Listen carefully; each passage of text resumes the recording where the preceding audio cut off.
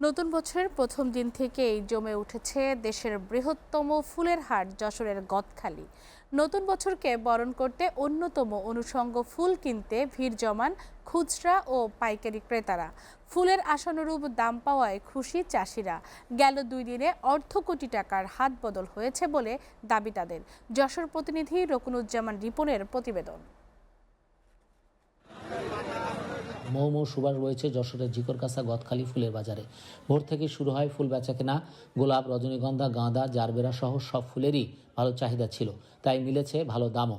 বাজার দর এরকম অব্যাহত থাকলে পূর্বের ক্ষতি পুষিয়ে নিতে পারবেন বলে মনে করছেন ফুল চাষিরা। তাহলে বিগত দিন যে কৃষকের যে ক্ষতিটা হয়েছে সেটা অনেকটাই পুষায় বা কাটিয়ে উঠবে।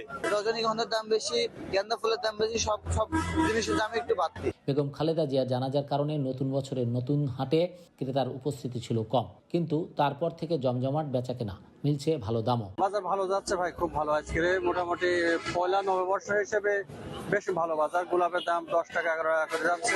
অনলাইনে ইনশাআল্লাহ মানুষ ভালো সাড়া দেয়, অনলাইনে সারা বাংলাদেশেই ফুল পাঠায়।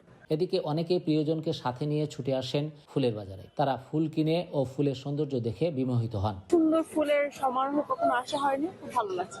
আমার খুব ভালো লাগলো আর কি, আশেপাশে অনেক সুন্দর জায়গা।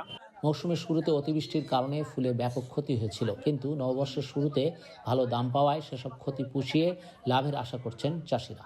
শুরুতেই যে পরিমাণ দাম ছিল সেই অনুপাতে আমাদের টার্গেটটা আর অনেক বেশি ছিল, কিন্তু তারপরে দেখছেন দেশের আসলে একটা ক্লান্তিকাল চলতেছে দেশনেত্রী বেগম খালেদা জিয়া মারা যাওয়াতে, যার কারণে ফুলের দাম তুলনামূলক একটু কম। আমরা যে টার্গেটটা করছিলাম তার সাথে একটু কম।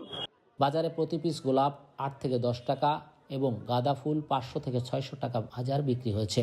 এছাড়া অন্যান্য ফুলের দামও মিলছে বেশ ভালোই। Rokunuzzaman Ripon, SA TV, Jessore.